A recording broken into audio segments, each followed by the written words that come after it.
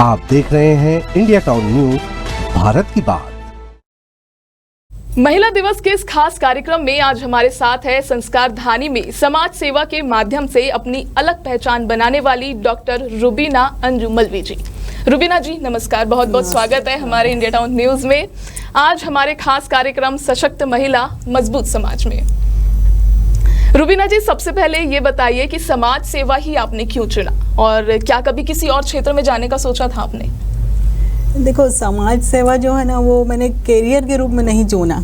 समाज सेवा जो है, मुझे ऐसा लगता है कि वो हम सबका एक फ़र्ज़ है जो हमें अपने समाज के लिए देना चाहिए। हमारा एक कंट्रीब्यूशन है, जो समाज ने हमें इतना दिया तो उसको हमें भी कुछ देना चाहिए। एक्चुअली जो है वो मेरा करियर जो है वो एक अलग चीज़ है। मैं पिछले 20 साल से कॉलेज में पढ़ाती थी, असिस्टेंट प्रोफेसर थी, फिर मैंने जॉब छोड़ा। उसके बाद अब मैं एंटरप्रेन्योर यानी कि महिला उद्यमी हूँ। और समाज सेवा जो है वो मुझे ऐसा लगता है कि ये मेरी ड्यूटी है। जो जिस समाज ने मुझे इतना दिया तो मुझे भी उसको कुछ लौटाना है। जी जी रुबीना जी, आप समाज में महिलाओं के लिए और आगे मतलब और क्या क्या बदलाव लाना चाहती है?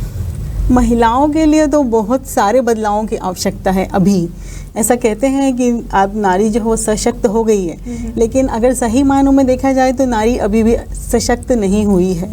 सशक्त उससे कह सकते हैं हम कि वो बाहर निकल गई है, अब वो जॉब करने लगी है, घर में नहीं बैठती है, थोड़ा एजुकेशन में भी आ गई है, लेकिन पूरी तरह से मुझे ऐसा लगता है तब सशक्त होगी जब वो जागरूक हो जाएगी पूरी तरह से। जी, आपको समाज सेवा के क्षेत्र में क्या प्रेरित करता है और किस तरह से आप इसमें हमेशा जुड़ी रहना चाहती है? समाज सेवा के क्षेत्र में मुझे सबसे ज़्यादा जो चीज़ प्रेरित करती है, जो मैंने सीखा जब मैं कॉलेज में थी और मैंने देखा कि लड़कियों को जो पढ़ाई के लिए इतना क्राइसिस से गुजरना पड़ता है ना, उनको कई बार फाइनेंशियल क्राइसिस होते हैं उनके घर में, कई बार ऐसा होता है कि बंधनों की वजह से जो घर में से वो निकल नहीं पाती। तो इसलिए उससे मैं ना समाज सेवा में और ज़्यादा अपना कंट्रीब्यूशन देने लगी कि लड़कियों को पढ़ाना चाहिए, महिलाओं को आगे आना चाहिए, बल्कि उनको जागरूक होना चाहिए अपने अधिकारों को लेकर। बिल्कुल। और यही मुझे प्रेरित करता है। महिलाओं के अधिकारों के लिए आप और आगे क्या काम करना चाहेंगे? महिलाओं के अधिकारों के लिए तो हम अभी भी बहुत कुछ कर रहे हैं और मैं करना चाहती हूँ कि जैसा मैंने बताया कि उनको जागरूक होना है। उन्हें अपने कानूनी अधिकार नहीं पता है, उन्हें ये नहीं पता है। वो ठीक है जॉब कर रही हैं, बाहर निकलें, गाँवों में महिलाएँ बाहर आजकल जाने लग गई हैं, सब करने लगी हैं, लेकिन उन्हें ये नहीं पता कि उनके अधिकार क्या क्या हैं, उन्हें क्या करना चाहिए। या आप उनसे थोड़े से एक जनरल नॉलेज के क्वेश्चन ही कुछ पूछ लेंगे कि बजट क्या होता है या सरकार कैसे चलती है। आपने देखा होगा कि गाँवों में आजकल महिलाएं सरपंच बन जाती हैं, पंचायत में चली जाती, लेकिन फिर भी उन्हें नहीं पता, उन्हें पीछे से चलाया जाता है। तो मैं चाहती हूँ कि हमें इस फील्ड में ज़्यादा से ज़्यादा कार्य करना पड़ेगा कि हम उन्हें दिमागी तौर पर जागरूक करें कि जागो, सीखो और समझो, अपने बारे में सोचो। रुबीना जी, क्या आपके अनुसार महिलाओं को समाज में किन किन चुनौतियों का सामना करना पड़ता है? बहुत सारी चुनौतियों का, घर से लेकर जब तक वो बाहर निकलती हैं उनको हर फील्ड में चुनौतियों का सामना करना पड़ता है। सबसे पहले तो आप घर में ही देख लीजिए, उनको घर से बाहर निकलने के लिए पहले परमिशन की ज़रूरत पड़ती है। उसके बाद अगर वो थोड़ा सा आगे चली गई तो उनको समाज में भी बताना पड़ता है कि वो क्या काम कर रही हैं, वो क्यों कर रही हैं। उसके बाद वो जहाँ जाती हैं, जो ऑफिस है उसमें, वहाँ भी बहुत तरह के बाउंडेशन होते हैं। और आजकल देख रहे हो जब से ये OTT प्लेटफॉर्म और ये जब सोशल मीडिया जो आया है, सोशल वो, उसमें महिलाओं के साथ जो हो रहा है तो महिला कहीं भी सेफ नहीं है। सही। तो आज के इस जो खास दिन है अंतर्राष्ट्रीय महिला दिवस, इस पर आप महिलाओं को और क्या संदेश देना चाहेंगे? मैं महिलाओं को एक ही संदेश देना चाहूँगी कि जागरूक होइए, बहुत ज़्यादा पढ़िए, अपने ज्ञान को बढ़ाइए। जब आप ज्ञान को बढ़ाएंगे अपने, तो आप में आत्मविश्वास की कमी नहीं होगी। आप में जब आत्मविश्वास आ जाएगा तो आप हर फील्ड में आगे बढ़ सकती हैं। आपके अनुसार महिला सशक्तिकरण के लिए और क्या क्या कदम उठाए जाने चाहिए? बहुत सारे कदम उठाने चाहिए। देखो, सशक्तिकरण मतलब क्या होता है? मेरा ऐसा मानना है कि सशक्तिकरण तब होगा जब महिला या कोई भी एक लड़की हुई या बड़ी बड़ी महिलाएं हुई, वो बेखौफ अपने घर से निकल पाएंगी, है ना। जब वो आधी रात को भी बिना किसी की हेल्प के, डर के बाहर निकल जाएंगी, तब मैं मानूंगी कि महिला जो है वो सशक्त हुई है। एक कमाना एक अलग चीज़ होती है, लेकिन निडरता के साथ अपने समाज में निकलना कि बिना किसी उसके हिचक के, मतलब अपने पैरों तले, मतलब किसी की बिना हेल्प के चलना, तब वो सशक्त होगी। आप अपने काम के माध्यम से समाज में और क्या परिवर्तन लाना चाहती हैं? मैं अपने काम के माध्यम से यही परिवर्तन लाना चाहती हूँ। अभी हम लोग आंगनबाड़ियों में बहुत सारा काम करें। पिछली गवर्नमेंट में जो था आंगनबाड़ियों को मैं मतलब महिला बाल विकास का एक प्रोजेक्ट था जिसमें कि हम लोगों ने कई आंगनबाड़ियों को गाँवों को गोद लिया था। तो मैंने वहाँ जाके ये देखा कि जो बच्चे हैं और जो महिलाएं हैं वो बहुत ज़्यादा कुपोषित हैं। और कुपोषित वो इसलिए नहीं है कि उन्हें खाने को नहीं मिलता, कुपोषित वो इसलिए है कि उनको लैक ऑफ नॉलेज है, उनको पता ही नहीं है कि पोषित आहार जो न्यूट्रिशन है वो होता क्या है एक्चुअली।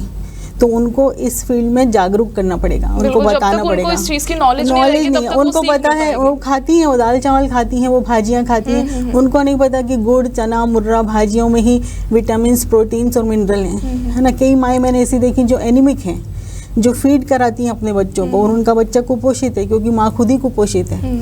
तो ये जो होता है ना, ये सिर्फ लैक ऑफ नॉलेज की वजह से, उनको ज्ञान नहीं है। इसलिए आपको अपने काम में क्या चुनौतियों का सामना करना पड़ता है? आप जो समाज सेवा का काम करती है उसमें और क्या चुनौतियों का सामना तो नहीं करना पड़ता, लेकिन बहुत ज़्यादा समझाना पड़ता है। हम जब इस फील्ड में उतरे हैं तो हमने देखा कि कई बार हमारी बात नहीं मानी जाती। जिन महिलाओं के लिए हम काम करना चाहते हैं उनमें हिचक इतनी ज़्यादा है कि वो बाहर ही आना नहीं चाहती हैं। तो इस वजह से हमको चुनौतियों का सामना करना पड़ता है। अदरवाइज वो पहले अपने आप को सामने लाए, उस चीज को लेके अपने लिए कदम उठाए, तब जाके आप समाज को भी सिखा पाएंगे। उनको डर है, उनमें कॉन्फिडेंस की कमी है, वही बताई ना। वही है बस। अगर उन्हीं से हम लोग डरते हैं बस कि हमारी सबसे बड़ी चुनौती है कि जिसके लिए हम काम करना चाहते हैं वो खुद अपने लिए काम नहीं करना चाहते। बिल्कुल बिल्कुल। आपके अनुसार महिला दिवस का क्या महत्व होना चाहिए? महिला, देखो वैसे तो हर दिन जो है वो महिलाओं का दिन है, लेकिन महिला दिवस का महत्व इसलिए मुझे ऐसा लगता है कि होना चाहिए ताकि जो महिलाएं कुछ कर रही हैं, है ना, उनको जब हम अप्रिशिएट करते हैं तो उनको देखकर दूसरी महिलाएं भी आगे आने की कोशिश करती हैं, है ना, उनका वो संबल बन जाती हैं। लेकिन मेरा एक कहना यह है कि हमको महिला दिवस के अवसर पर जो रूरल एरिया की महिलाएं हैं, जो आदिवासी महिलाएं हैं, जो उनके द्वारा कार्य किए जा रहे हैं, हमको उनको बहुत ज़्यादा अप्रिशिएट करना चाहिए, उनको आगे लाना चाहिए क्योंकि उनमें ज़रूरत है उनको। क्योंकि मेन चीज़ ऐसा रहता है कि गांव की जो महिलाएं वो अंदर रहती है ज़्यादातर, उनको शिक्षा की कमी रहती है बहुत ज़्यादा। हाँ, और जो शहर की महिलाएं वो कहीं ना कहीं आगे बढ़ जाती है, पर गांव की महिलाएं देखा जाता है कि देखो शिक्षा तो क्या है, आजकल गवर्नमेंट बहुत ज़्यादा ध्यान दे रही है शिक्षा पे, लेकिन शिक्षा का मतलब यह नहीं होता कि आपके मार्क्स कितने आए, आपकी मार्कशीट में आपने डिग्री ले ली है लेकिन आपके पास नॉलेज नहीं है, आपके पास ज्ञान नहीं है। शिक्षा का मतलब यह है कि आप पढ़िए, आप अपने दिमागी तौर पर तैयार होइए, अपने को स्ट्रांग करिए, नॉलेज को बढ़ाइए। ज्ञान बढ़ाना बहुत ज़रूरी है। बिल्कुल। डिग्री से कुछ नहीं होगा, नंबरों से कुछ नहीं होगा। जी जी बिल्कुल। रुबीना जी, जैसा आपने बताया कि डॉक्टर तक से आपका जो सफ़र है वो एक मामूली, जो एक महिला से अगर एक सफ़र तय किया जो आपने, उस सफ़र के बारे में बताइए। देखो मेरे मायके साइड से जो है ना, हमारी बहुत एजुकेटेड फैमिली को बिलोंग करती है। हमारे जो मेरे फादर, मेरी मदर, बल्कि मेरी बुआ, मेरी मामा मासी, हम सभी लोग, हमारे कोई एक लेक्चरर है, कोई प्रोफेसर है, कोई कुछ है। तो मैं एक एजुकेशन डिपार्टमेंट वाली फैमिली को बिलोंग करती हूँ। जब मैं यहाँ जो मेरी मैरिज हुई वो एक बिज़नेस फैमिली में हुई। मेरे हस्बैंड जो है वो पॉलिटिशियन भी रहे हैं, तो वो मेरे अंदर था कि कैसे। लेकिन जब मैंने MSc किया तो मेरी मैरिज हो गई। उसके बाद जब मैं राजनांदगांव आई तो यहाँ पे मुझे कुछ करने का तो मेरे मन में हमेशा से है, क्योंकि हम लोग 3 सिस्टर हैं और मैं सबसे बड़ी हूँ उसमें। तो मुझे ऐसा लगता था, मेरे पापा ने हम लोग को इंग्लिश मीडियम स्कूल में पढ़ाया। उस वक्त जब हम थे तब ज़्यादा इतना इंग्लिश मीडियम स्कूल का स्कोप मतलब नहीं आम नहीं थे, कॉमन नहीं थे बिल्कुल भी ना। तो मुझे ऐसा लगता था कि जब इन्होंने हमारे लिए इतना किया तो हमें भी कुछ करना ही है। उसके बाद फिर जब मैं यहाँ आई तो मुझे हस्बैंड भी बहुत अच्छे मिले, बहुत कोऑपरेटिव, बहुत कोऑपरेशन करने वाले। और फिर मेरी मुलाकात हो गई डॉक्टर हेमलता मोहम्मद से, जिनकी अभी हाल ही में 2-4 महीने पहले ही डेथ हुई है नवंबर में। उनसे जब मैं मिली, मैंने केमिस्ट्री में MSc किया हुआ था, तो फिर उन्होंने बताया, जब उन्होंने देखा कि मेरा इतना ज़्यादा रुझान है तो उन्होंने मुझे PhD के लिए बताया। और फिर मैंने उन्हीं के अंडर में PhD किया, और जैसे ही मैंने PhD किया मुझे जॉब मिल गया। मैं कॉलेज में असिस्टेंट प्रोफेसर हो गई। उसके बाद मैंने कमला कॉलेज में पढ़ाया 7-8 साल। उसके बाद फिर मैं खैरता कॉलेज चली गई और 2020 तक, 2005 से 2021 तक मैंने पढ़ाया कॉलेज में।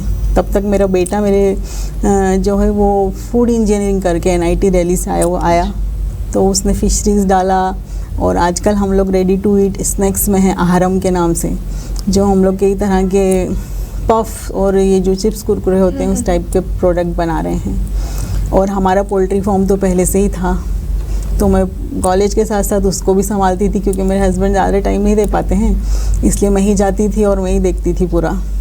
तो इस तरह से मेरा जो है वो एक करियर जो है वो एज ए प्रोफेसर और एज ए महिला उद्यमी दोनों साथ चल रहा था। तो अगर इसमें देखा जाए कि एक साधारण महिला और एक महिला उद्यमी में क्या अंतर देखेंगे? बहुत ज़्यादा अंतर है, लेकिन वो मेरे शुरू से मन था करने का। हाँ। लेकिन जब मुझे अपॉर्चुनिटीज़ मिली तो मैंने उसको बिल्कुल उनको वेलकम किया अपनी लाइफ में कि वही नहीं मुझे करना है और कर लूँगी मैं।